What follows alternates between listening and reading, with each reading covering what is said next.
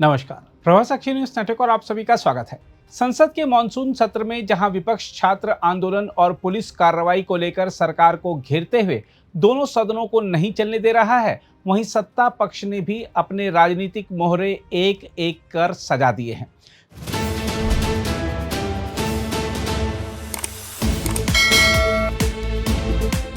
संसद परिसर में आज हुई एनडीए संसदीय दल की साप्ताहिक मंगल मिलन बैठक मात्र फ्लोर मैनेजमेंट तक सीमित नहीं रही, बल्कि इसने यह संदेश भी दे दिया कि संसद के भीतर संख्या, समन्वय और रणनीति तीनों मोर्चों पर एनडीए अब और अधिक आक्रामक अंदाज में उतरने वाला है।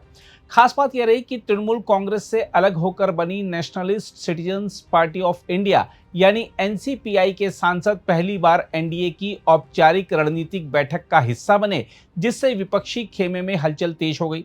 प्रधानमंत्री नरेंद्र मोदी की मौजूदगी में आयोजित इस बैठक में केंद्रीय गृह मंत्री अमित शाह, रक्षा मंत्री राजनाथ सिंह, संसदीय कार्य मंत्री किरण रिजिजू, शिक्षा मंत्री प्रहलाद जोशी और राज्य मंत्री जितेंद्र सिंह समेत एनडीए के कई वरिष्ठ नेता मौजूद रहे। हम आपको बता दें कि संसद सत्र के दौरान प्रत्येक मंगलवार को होने वाली इन बैठकों का मकसद संसद के भीतर सहयोगी दलों के बीच तालमेल मजबूत करना, विधेयकों पर साझा रणनीति बनाना और विपक्ष के हमलों का एकजुट होकर जवाब देना होता है। इस बार बैठक का सबसे बड़ा एजेंडा था public examinations prevention of unfair means संशोधन विधेयक 2026। सोमवार को लोकसभा में पेश किए गए इस विधेयक पर विपक्ष के भारी हंगामे के बीच चर्चा आगे बढ़ाने के लिए एनडीए ने पूरी तैयारी कर ली है। सरकार का दावा है कि यह कानून पेपर लीक और संगठित परीक्षा घोटालों पर अब तक का सबसे कठोर प्रहार साबित होगा। सरकार का कहना है कि अब केवल नकलची नहीं बल्कि पूरे पेपर लीक उद्योग पर कानूनी शिकंजा कसने की तैयारी है। उधर विपक्ष इस पूरे मुद्दे को केवल कानून का सवाल नहीं बल्कि सरकार की जवाबदेही का विषय बना रहा है। 20 जुलाई के संसद चलो छात्र प्रदर्शन के दौरान कथित पुलिस कार्रवाई को लेकर विपक्ष लगातार केंद्रीय गृह मंत्री अमित शाह से जवाब मांग रहा है। देखा जाए तो आज की मंगल मिलन बैठक में एनसीपीआई सांसदों की पहली मौजूदगी ने यह संकेत भी दे दिया है कि एनडीए संसद के भीतर अपना कुनबा लगातार बढ़ाने में जुटा है। सत्ता पक्ष ने विपक्ष को साफ संदेश दे दिया है कि उसकी रणनीति बचाव की नहीं बल्कि पलटवार की है। बहरहाल आइए देखते हैं एनडीए के सांसद इस मंगल मिलन बैठक के बारे में और क्या बता रहे हैं। आज सुबह जब अखबार मिले तो एक प्रतिष्ठित अंग्रेजी अखबार इंडियन एक्सप्रेस, देश का जाना माना अखबार है, उसमें एक हेडलाइन न्यूज छपा कि माननीय एजुकेशन मिनिस्टर श्री धर्मेंद्र प्रधान जी के रेजिग्नेशन को लेकर माननीय नड्डा जी और माननीय जितेंद्र सिंह जी केंद्रीय मंत्रियों की जब सीजेपी के प्रवक्ताओं के साथ, मेंबर्स के साथ नेगोशिएशंस और बातचीत हो रही थी, उसमें माननीय नड्डा जी और माननीय जितेंद्र सिंह जी ने केंद्र सरकार के तरफ से ये प्रस्ताव रखा कि माननीय एजुकेशन मिनिस्टर का पोर्टफोलियो बदल दिया जाएगा, वो किसी दूसरे विभाग के मंत्री बना दिए जाएंगे और एक नए एजुकेशन मिनिस्टर अर्थात शिक्षा मंत्री उनके स्थान पर आ जाएंगे। और अखबार ने ऐसा छापा है कि सीजेपी ने इस पर आक्रोश प्रकट किया, सीजेपी इस पर तैयार नहीं हुई और इसी कारण आदरणीय मंत्री जी को रिजाइन देना पड़ा। मैं आज आधिकारिक रूप से पार्टी के प्रवक्ता के नाते सारी चर्चा करने के पश्चात आपको ये स्पष्ट कर देना चाहता हूं कि यह खबर जो आज एक प्रतिष्ठित अंग्रेजी अखबार में छपी है, ये पूर्णतः निराधार है, यह पूर्ण तरह काल्पनिक है और बेबुनियाद है। This news has no base, this news has no conformity and it is totally based to sensationalize the issue।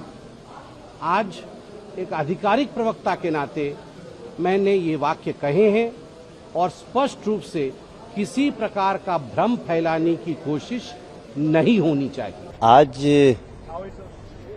एक बहुत बड़ी जानकारी दी गई कि किस प्रकार से हमारा जो एफटीए है, फ्री ट्रेड एग्रीमेंट, उसके कारण आज हमारे 5 ट्रिलियन इकोनॉमी का जो हमारा टारगेट है वो अब सफल होना शुरू हुआ है। और मैं आपको बताऊं, आज जो पीयूष गोयल जी की जानकारी है उसमें देश के उन सभी लोगों को जो निर्यात करते हैं, देश के बाहर अपना प्रोडक्ट भेजते हैं, पहली बार भारत के लिए वर्ल्ड का वो बाजार खुला है जो बहुत बड़ा मार्केट है और जीरो टैक्स पे। तो इसका आज बहुत अच्छी जानकारी मिली। हमेशा की तरह मंगल के दिन में मंगल मिलन का कार्यक्रम होता है। उसी क्रम में एक सामान्य सा बैठक था।